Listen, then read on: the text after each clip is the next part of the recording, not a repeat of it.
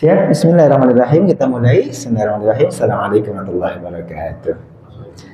Alhamdulillah, alhamdulillahilladzi ja'ala fis samaa'i burujan wa ja'ala fiha sirajan wa qamaran munira wa alladzi ja'ala al-laila wan nahara khilfatan liman arada an yadhakkara aw arada syukura. Allahumma fashalli wa sallim ala hadzal nabiyil mustafa wa ala alihi wa sahbihi hadha syirki wal wafa. Amma ba'd, faqad qala ta'ala syaitanir rajim. Bismillahirrahmanirrahim. Inna 'iddatash syuhuri 'indallahi 12 syahran fi kitabillah. Sungguhnya bilangan bulan di sisi Allah itu adalah 12 bulan dalam kitabnya Allah. Yauma khalaqas samawati wal ardh, sejak awal penciptaan langit dan bumi. Minha arba'atun hurum, ada di antaranya 4 bulan haram. Dzulqa'dah, Dzulhijjah, Muharram. Hari ini satu lagi Misah, yakni bulan Rajab. Persis hari ini baru saja kita laksanakan puasa Asyura, hari yang ke-10 tadi siang, Pak ya. Malam hari ini sudah masuk ke yang ke-11. Baginda Nabi SAW sabdakan bahwa satu hari bulan 10 Asyura kita berpuasa itu yukafiru ma qablahu, menghapuskan 1 tahun dosa sebelumnya. Mudah-mudahan Allah mengampuni dosa kita yang telah melaksanakan ibadah puasanya. Lalu sebagai motivasi, Allah nyatakan tadi bahwa bulan dalam hitungan Allah itu 12 bulan dalam 1 tahun. Itu istimewa, itu menunjukkan kebenaran Al-Quran. Bahkan Al-Quran menyebutkan yauma khalaqas samawati wal ardh, sejak awal penciptaan langit dan bumi. Dan hari ini kita buktikan betul ternyata bilangan bulan dalam 1 tahun 12 bulan. Wa qala sallallahu alaihi wasallam, khairun nas anfa'uhum linnas, manusia terbaik adalah yang paling banyak manfaatnya untuk manusia. Wa khiyarukum li ahli, yang terbaik di antara kalian, orang pilihan di antara kalian adalah orang pilihan di antara keluarganya sendiri. Kama qala sadaqallahul azim wa sadaqa rasulullahul nabiyul karim dzalikum syahidin syakirin alhamdulillah rabbil alamin. Rahimakumullah, mudah-mudahan momentum awal tahun Muharram, malam ini malam ke-11-nya, menuntun kita untuk istiqamah senantiasa dari Allah Subhanahu wa taala. Kebaikan yang sudah kita lakukan 1 tahun kemarin kita bisa lanjutkan tahun ini. Di antaranya ada ta'lim kita setiap Senin, Ahad malam Senin ini. Semoga kita istiqamah untuk belajar bersama. Ada 2 poinnya. Kalau yang pertama ini, Ahad pertama adalah Sirah Nabawiyah. Kita bahas Asy-Syama'il Al-Muhammadiyah, kitabnya Imam At-Tirmidzi, namanya Asy-Syama'il Al-Muhammadiyah. Segala hal terkait dengan Nabi Muhammad SAW, yang saya terjemahkan kepribadiannya Rasulullah SAW, personalitinya Rasulullah SAW. Satu. Kemudian yang ketiga adalah pekan ganjilnya, Senin, Ahad malam Senin yang ketiganya kita bicara belajar tafsir, terjemah dan tafsir surah-surah pendek. Hari ini alhamdulillah kita sudah istiqomah beberapa tahun. Mudah-mudahan tetap kita bisa lanjutkan di tahun ini 1447 Hijriah ini. Lalu kesalahan, kekurangan yang kita pernah lakukan di tahun kemarin, semoga kita tutupi tahun ini, tidak diulang kembali. Kekurangannya kita tambal dengan kebaikan demi kebaikan. Insyaallah tahun ini, tahun 1447 Hijriah ini lebih baik dari tahun yang kita tinggalkan kemarin. Amin ya Allah alamin. Hadirin kulli salihah. Al-Fatihah. A'udzu billahi minasyaitonir rajim. Bismillahirrahmanirrahim. Alhamdulillahi rabbil alamin. Arrahmanir rahim. Maliki yaumiddin. Iyyaka na'budu wa iyyaka nasta'in. Ihdinas siratal mustaqim. Siratal ladzina an'amta 'alaihim ghairil maghdubi 'alaihim waladdallin. Amin. Al-Fatihahnya kita tambah 1 lagi karena baru saja saya dapat kabar bahwa siang tadi telah berpulang ke rahmatullah ibu dari saudara kita, keluarga kita, jamaah kita, pengurus masjid ini, yakni Ustaz Teddy. Ibunya yang meninggal banyak. Usianya berapa? Belum tahu. Sekitaran tidak disebutkan ya. Kita doakan semoga almarhumah min ahlil khair, tergolong orang-orang yang ahli kebaikan. Allah tutupi kesalahan, Allah ampuni kedosa-dosanya, Allah lipat gandakan pahala kebajikannya. Insya Allah berpulang kepada Allah dalam kondisi husnul khotimah, layak mendapatkan surga Allah Subhanahu wa taala. Amin ya rabbal alamin. Al-azina ya kullinatu salihah. Al-Fatihah. A'udzu billahi minasyaitonir rajim. Bismillahirrahmanirrahim. Alhamdulillah رب العالمين الرحمن الرحيم مالك يوم الدين إياك نعبد وإياك نستعين اهدنا الصراط المستقيم صراط الذين أنعمت عليهم غير المغضوب عليهم ولا الضالين آمين. Al-Fatihah ini kita sempurnakan satu lagi, Pak. Sebab anak-anak kita, mungkin bagi sebagian kita, cucu kita tahun ini baru saja menyelesaikan tahun ajaran yang kemarin, akan memasuki tahun ajaran yang baru. Insya Allah 1 pekan ke depan, kalau untuk wilayah DKI, Tangerang Selatan sama, Senin depan ya, akan masuk ke sekolahnya kembali yang dari SD menuju SMP, SLTP, dari SLTP ke SLTA, SMA, Aliyah, gitu. Dari Aliyah menuju ke kampus perguruan tinggi. Kita doakan anak-anak kita semoga Allah berikan kemudahan untuk menjalani proses pembelajaran pendidikannya di sekolahnya masing-masing. Insya Allah anak-anak kita menjadi anak-anak hebat yang akan mengangkat harkat derajat martabat dirinya, keluarganya, dan bangsanya. Sebab anak-anak kita, cucu kita nanti, Pak, yang 20 tahun lagi ke depan di masa Indonesia emas 100 tahunnya akan menjadi pemimpin-pemimpin bangsa ini. 20 tahun lagi anak-anak dan cucu-cucu kita yang akan menjadi orang yang mengambil peran besar untuk mengangkat harkat martabat bangsa negara Indonesia ini. Kita doakan semoga mereka menjadi orang-orang yang hebat, kuat, insya Allah cerdas, terampil, berakhlak mulia, taat pada Allah Tuhannya, bakti kepada orang tuanya. Amin ya rabbal alamin. Al-Fatihah. A'udzu billahi minasyaitonir rajim.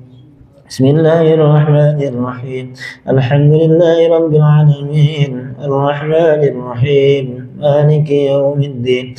Iyyaka na'budu wa iyyaka nasta'in. Ihdinas siratal mustaqim.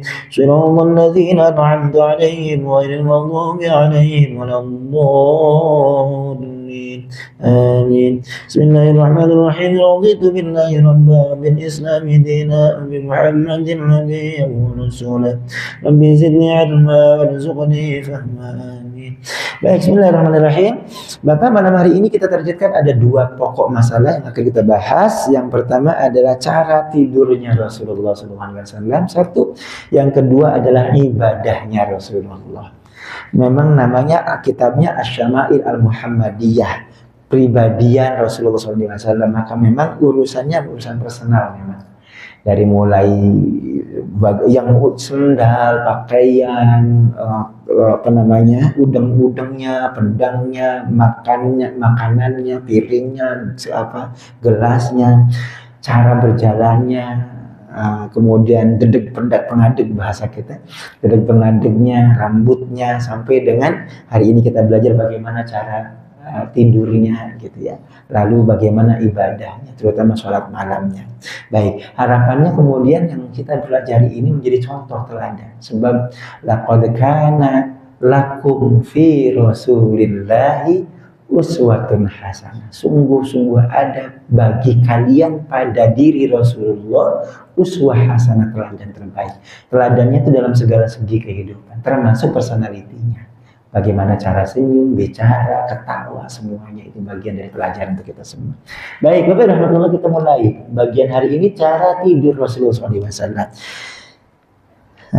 Ini saya tampilkan terjemahnya biar mudah gitu. Nanti kita bisa rujuk kepada kitab aslinya untuk membaca atau meneliti detail bagaimana hadisnya, siapa perawinya, bagaimana kualitasnya dan seterusnya. Ya, baik. Yang pertama, poinnya adalah letakkan telapak tangan kanan di bawah pipi kanan dan berdoa sebelum tidur.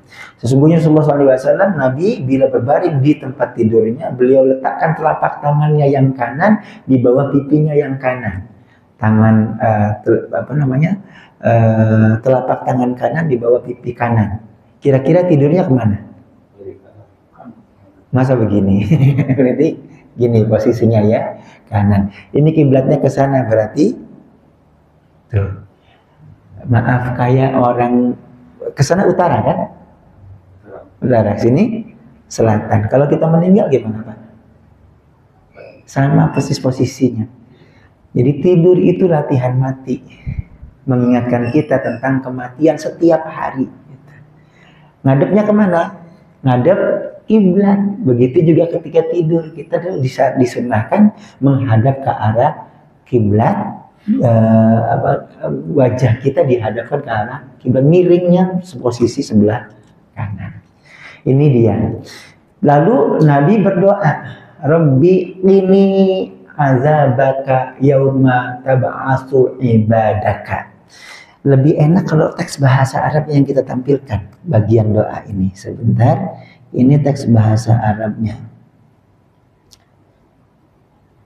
Rabbi qini azabaka yauma tub'atsu ibadaka. Artinya adalah Rabbi qini. Qi itu dari kata waqayaqi wiqayah. Artinya apa, Pak? Waqayaqi wiqayah itu adalah lindungi. Wiqayah itu perlindungan. Lindungilah. Fi'il amarnya unik karena cuma satu huruf. Lindungilah, ni aku. Oke, azabaka dari azabmu. Yauma tub'atsu pada hari ketika engkau bangkitkan ibadaka, ibad hamba-hambamu. Saat hambamu engkau bangkitkan, pada hari di saat hamba-hambamu engkau bangkitkan, lindungi aku dari azabmu. Inilah doanya Nabi SAW sebelum tidur. Tidurnya miring ke kanan, tangan telapak tangannya dijadiin bantal untuk pipi kanannya menghadap ke arah kiblat. Oke. Nomor 7, dari mana ini sumbernya, bagaimana?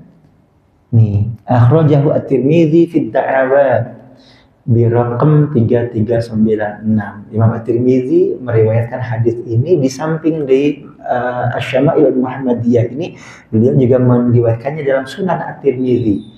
Dan babnya bab doa, da'awat, doa-doa. Nomor urutnya nomor sekian. Baik, ini yang pertama. Ustaz, kok beda dengan doa kita sebelum tidur? Ada doa lain.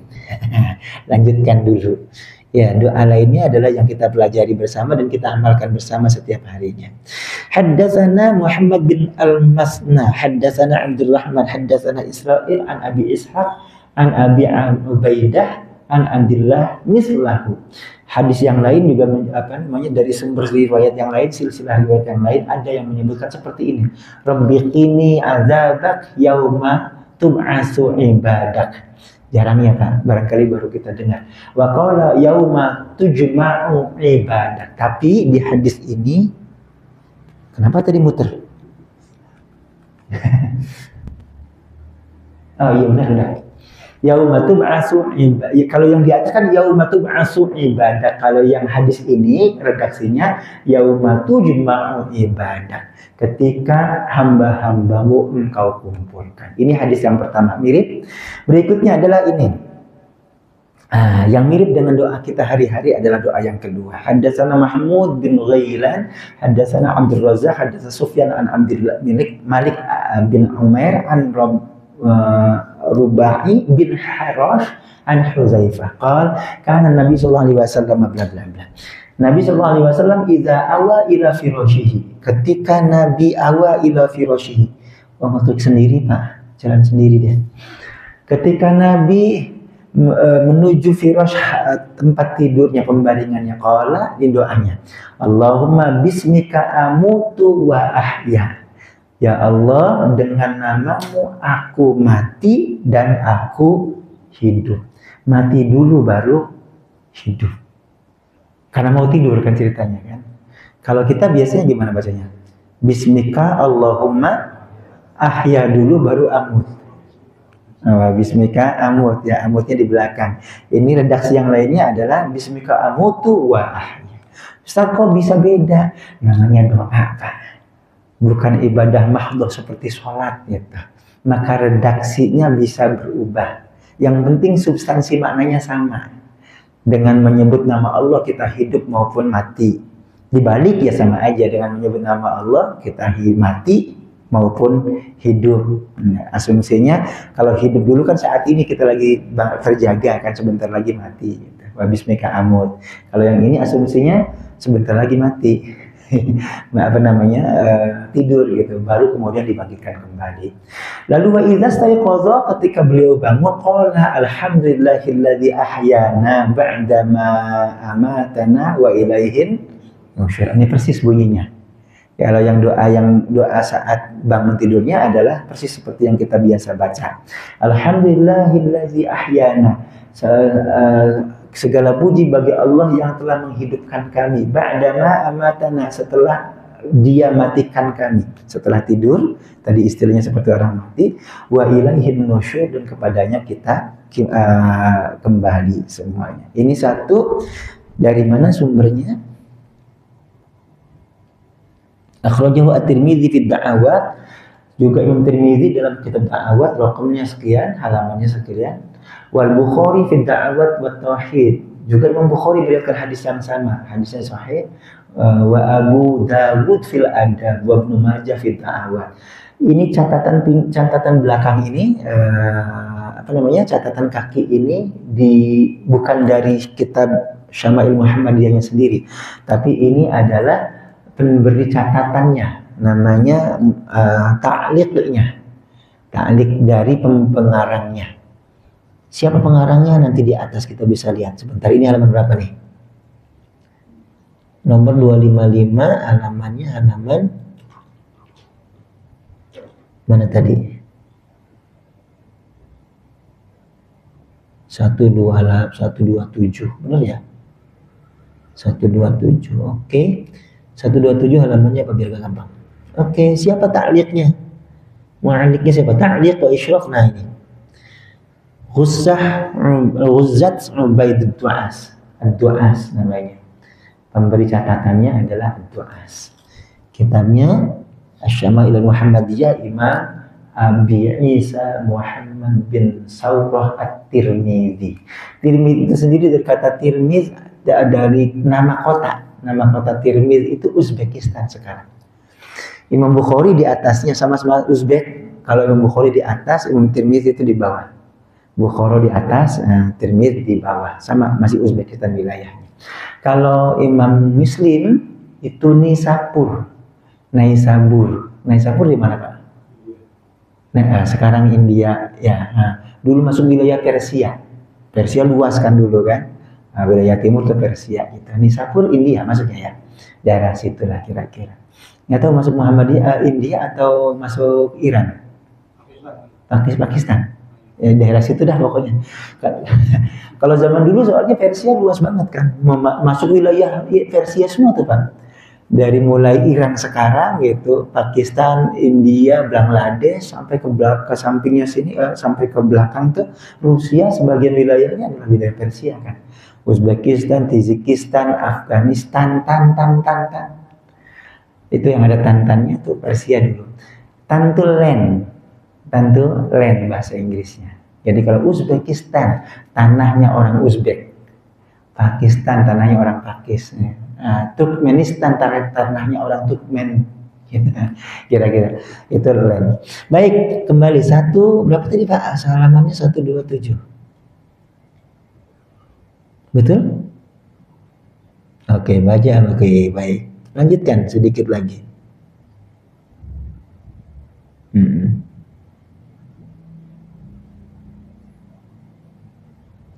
Kan Rasulullah SAW. Oke, baik, lanjutkan.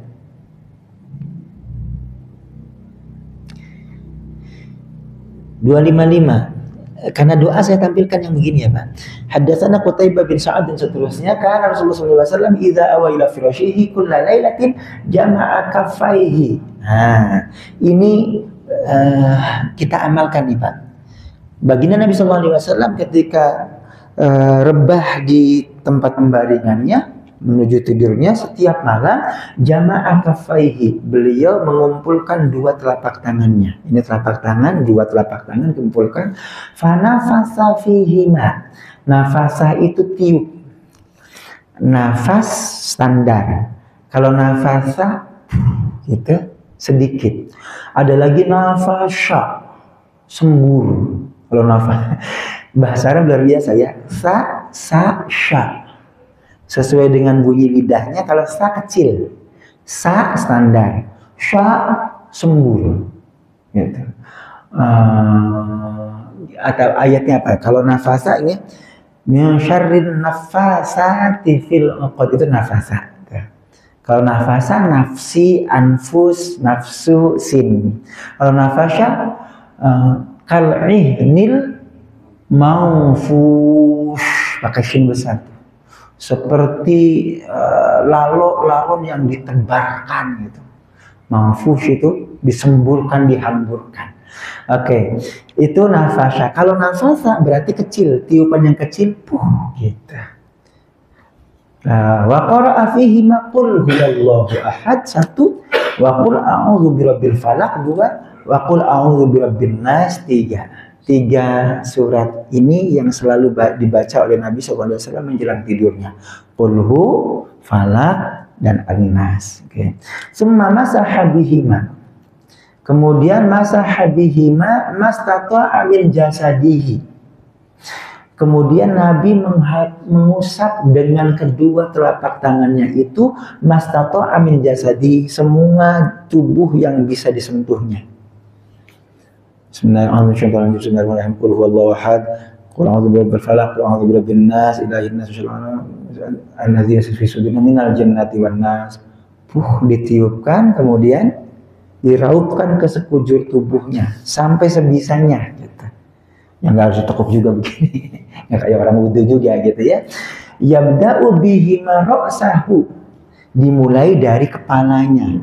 Kepala itu batas atasnya adalah kepala, rambut, ujung rambut kita di sini gitu. Wa wajahu bi ra'sahu wajhahu, lalu wajahnya dari kepala, ubun-ubun berarti ya, ke wajahnya. Wa ma aqbala min jasadihi, bagian depan tubuhnya. Jadi nggak harus bolak-balik nih.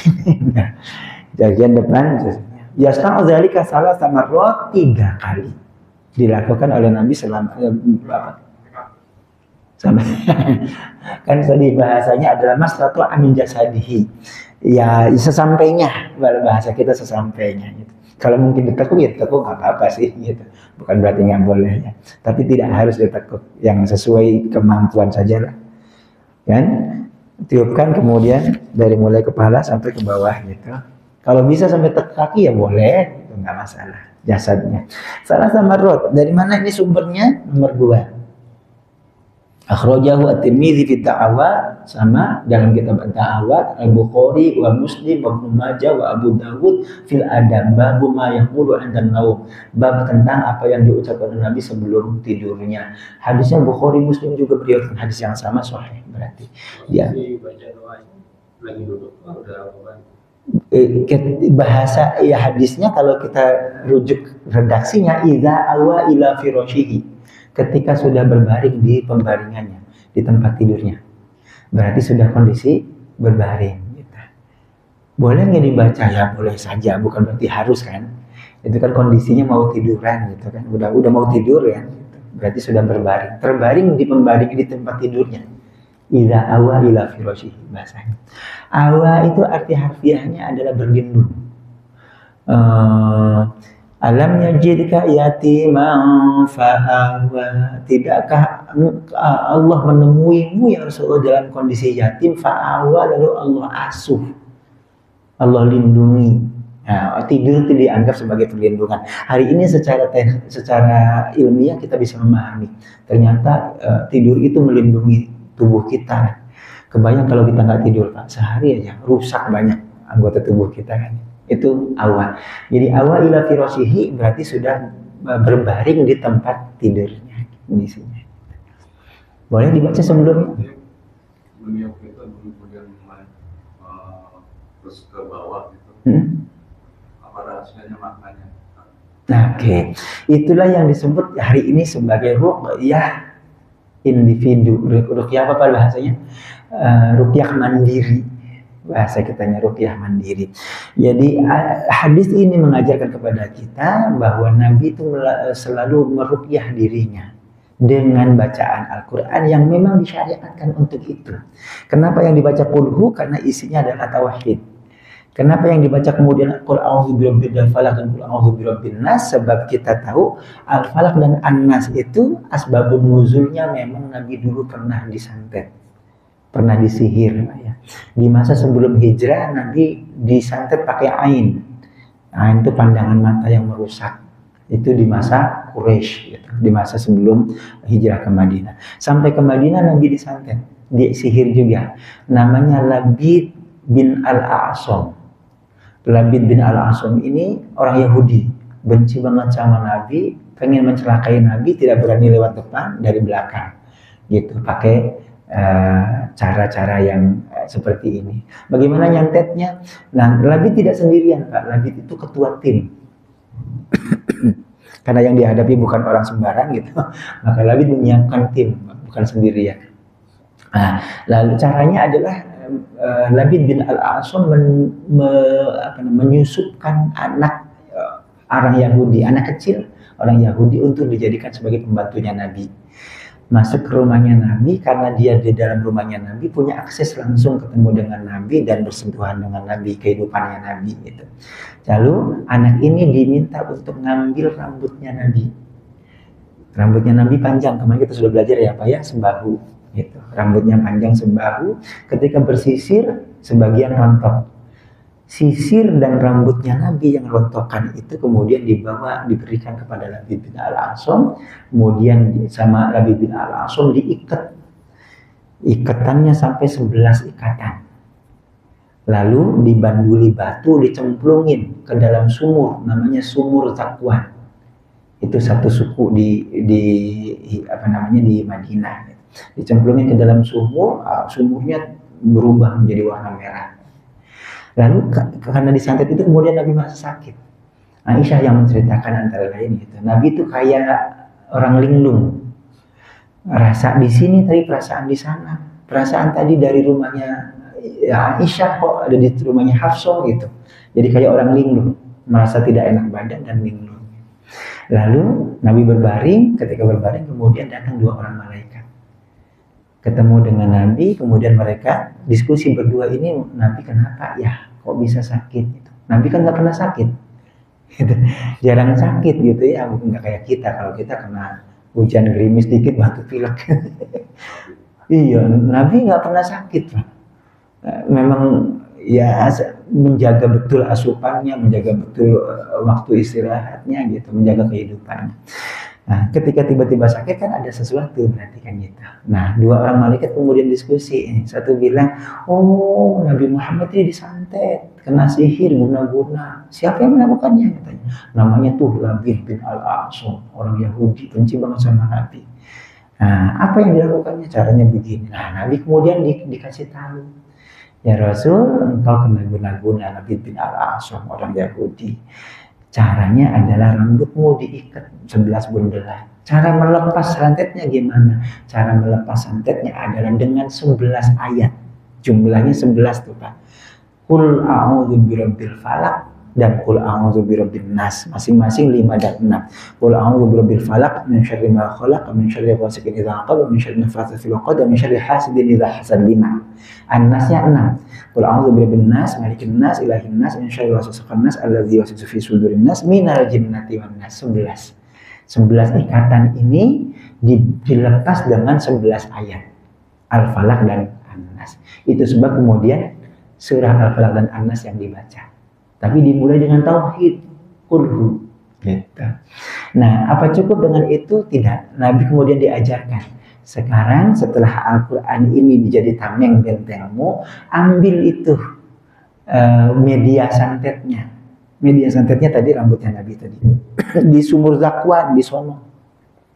Nabi kemudian mengutus 2 orang sahabatnya atau lebih ya, satu di antaranya ada Sayyidina Ali karramallahu wajhah, diutus untuk ngambil itu di kuras sumurnya. Kemudian benar ditemukanlah rambutnya Nabi ditindihin pakai batu, diangkat 11 bundelan diikat dengan membaca Al-Falaq dan An-Nas tadi. Qul a'udzu birabbil falaq 1.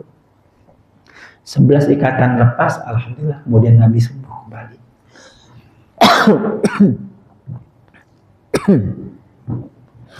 Itu sebab maka Al-Falaq dan An-Nas dibaca sebelum tidur. Itu Pak, dihubungkan dengan asbabun nuzulnya. Kayaknya perlu minum dulu banget. Belum buka. Alhamdulillah. Bismillah. Apa itu?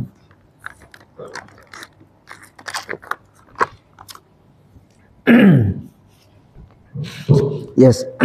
Jadi inilah cara ruqyah syar'iyyah yang diajarkan oleh Nabi setiap malam sebelum tidur kita laksanakan. Disebutnya mandi ayat. Mandinya mandi ayat sebelum tidur, mandi ayat, bersih-bersih dulu gitu. Baru setelah itu kemudian. Ini masalah hari ini Pak. Sebab banyak di antara kita sebelum tidur pegang handphone. Ya Allah. Istri di sebelah boro-boro ngajak ngobrol. Istri main handphone, kita main handphone sampai jatuh handphonenya. Ya Pak, boro-boro baca ayat.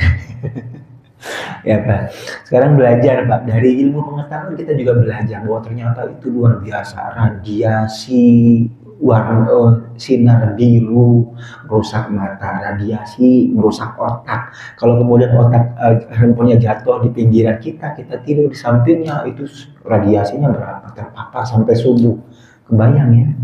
Maka ajarkan agama nuntun kita, perlindungannya dari yang zahir yang kelihatan maupun yang batin yang tidak kelihatan. Itu sebabnya Pak.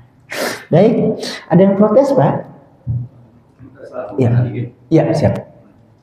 Kalau misalnya kita mau tidur kan kita pas mau tidur kita berdoa. Tapi kadang-kadang misalnya ya bersamaan, kita ingat ada kerjaan kita bangun lagi. Kemudian apakah saat kita mau tidur lagi, kita berdoa lagi? Ulang lagi, gitu ya. Bagus, bagus, nggak masalah. Karena apa namanya, kalau redaksinya kita lihat gitu, idza awa ila firashihi, ketika berbaring di tempat tidurnya, gitu. Bangun lagi, baring lagi ya, nggak apa-apa diulang. Lebih banyak lebih baik namanya doa ya Pak, gitu, nggak masalah. Kan tadi udah Ustaz ya, tadi udah main lagi kemana-mana tahu, udah nonton TV, udah makan, udah macam, udah sama anak-anak segala macam. Ulang lagi Pak. Terus saya sama posisi tidur Ustaz, misalnya ini maksudnya yang menghadap kiblat itu seperti kita baring yang seperti ini atau kepalanya yang menghadap kiblatnya? Miring, posisi badannya termasuk miring. Dan itu ternyata sunnah Rasul yang hari ini terbukti ilmiah. Ya Pak ya. Lambung, betul. Urusannya pencernaan. Kemudian tidak nindih jantung, tidak nindih organ dalam kita ini terlindungi gitu ya. Dan seterusnya ternyata luar biasa. Jadi kita belajar sunnah Rasulullah, ternyata kemudian ada imbasnya untuk kesehatan dan terbukti ilmiah gitu. Banyak sekali ya Pak ya. Di antaranya adalah posisi tidur ini. Kenapa nggak boleh miringnya ke kiri? Kalau ke kiri nanti malah organ dalamnya yang kepecah. Nggak kerja optimal kita, justru ke kanan, dan itu ilmiah gitu. Baik. Sebelum tidur katanya baca ayat kursi, terus baca la ilaha illallah wa la syarika lahu alhamdulillah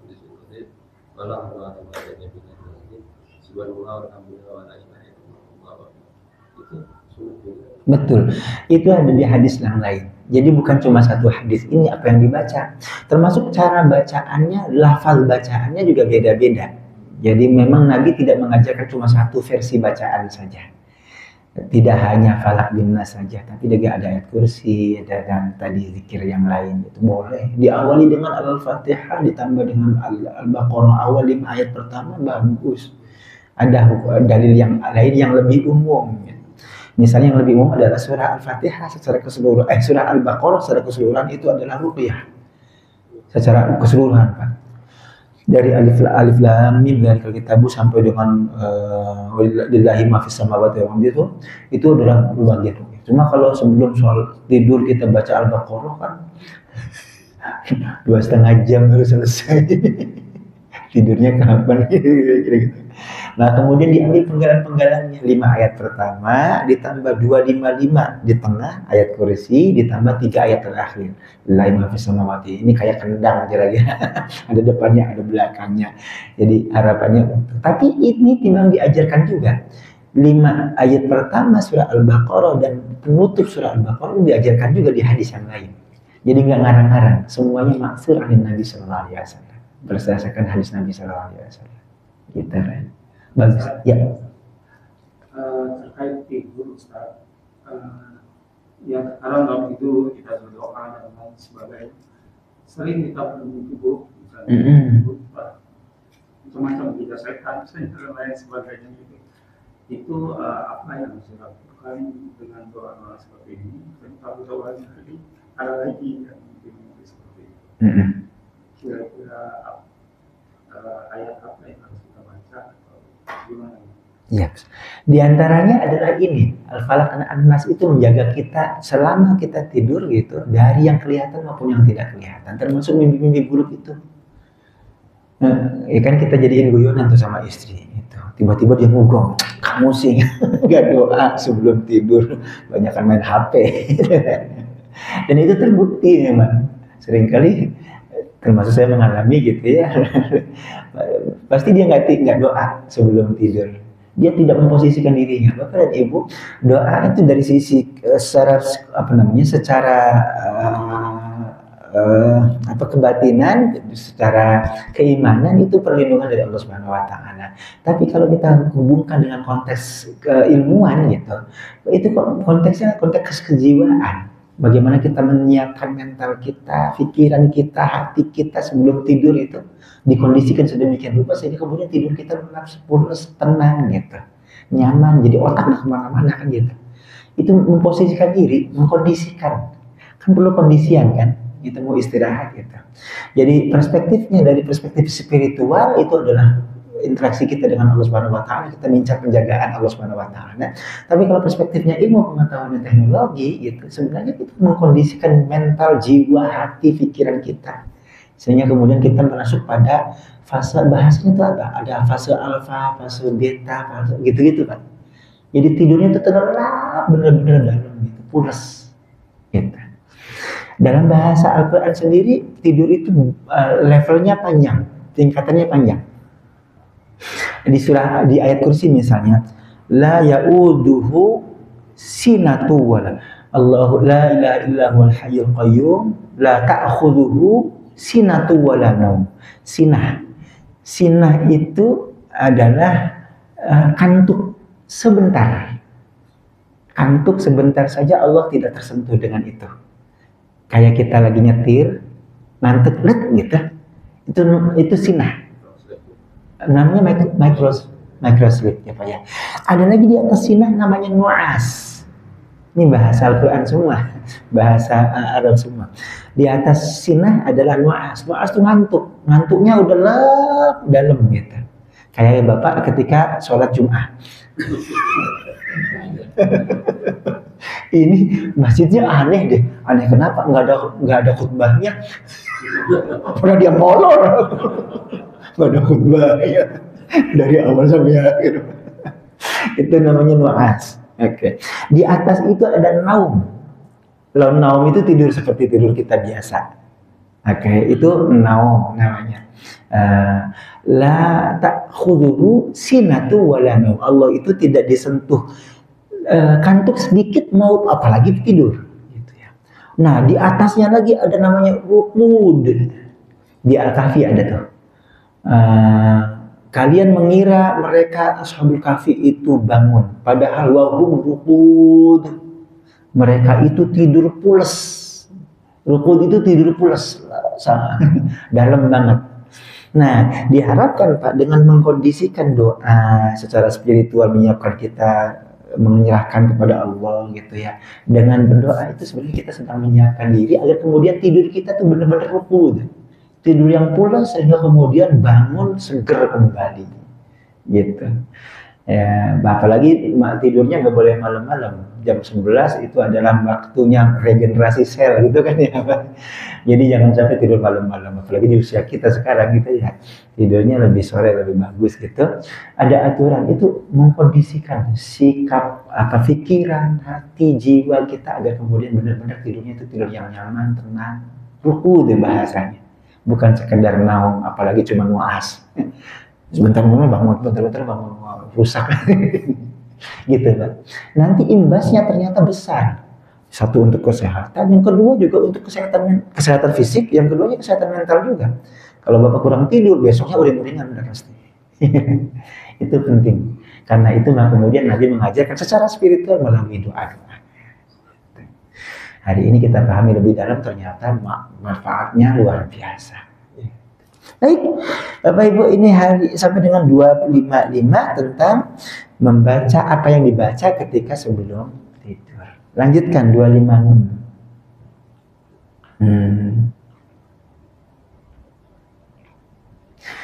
Yang 256 ini unik nih Pak. Anna Rasulullah SAW nama hatta nafakho. Wa kana idza nama nafakho fa'atahu Bilal fa'adzanahu bis-shalah faqama wa shalla wa lam yatawadda. Rasulullah SAW tidur hatta nafakho. Nafakhtu fi, ditiupkan sampai meniup. Maksudnya apa nih niup ini? Bunyi suara maaf, ngorok kecil. Ngoroknya kalau ngorok mendengkur mah kencang gitu kan. Sampai terdengar suara nafasnya gitu, nafakho. Wa kana idza nama nafakho. Anggaplah ke bahasa sederhananya ngorok gitu ya, tapi kecil. Fa'atahu Bilal fa'adzanahu bis-shalah. Lalu datanglah Bilal bin Rabah itu azannya azan subuh. Subuhnya subuh pertama. Kalau subuh yang kedua Ibnu Ummi Maktum. Subuh kan di zaman Nabi subuhnya 2 kali azannya. Azan pertama untuk membangunkan orang untuk sholat malam, azan yang kedua untuk sholat subuh gitu ya. Itu sampai kemudian datang Bilal dan kemudian Bilal azan bisolah untuk melaksanakan sholat.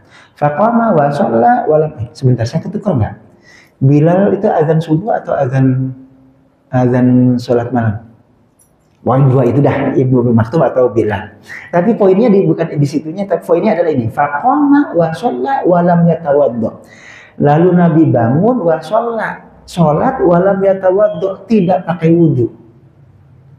Nah loh, kalau kita nggak baca penjelasannya Pak, ini bahaya. Itu Nabi bangun tidur nggak pakai wudhu langsung sholat.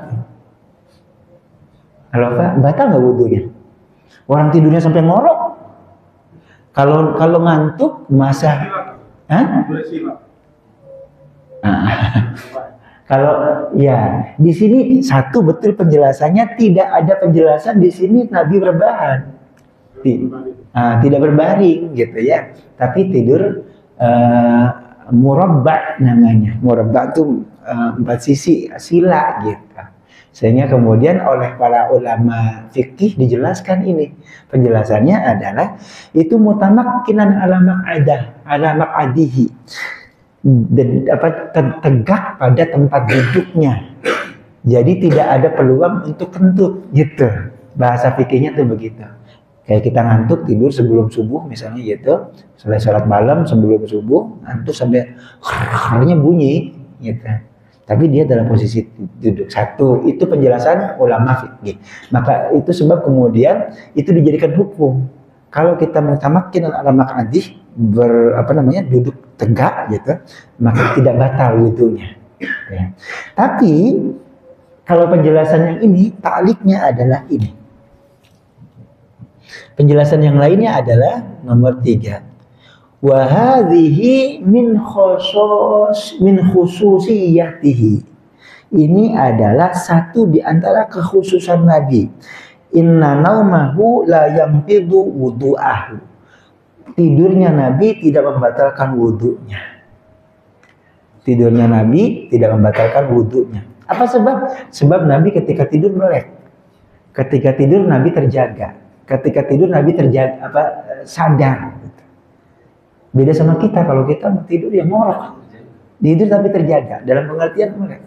Sama ketika ya tapi tidur gitu, tapi tidur. Maaf kalau mungkin ada di antara ulama kita, Gus Dur misalnya ya, tidur tapi nyambung.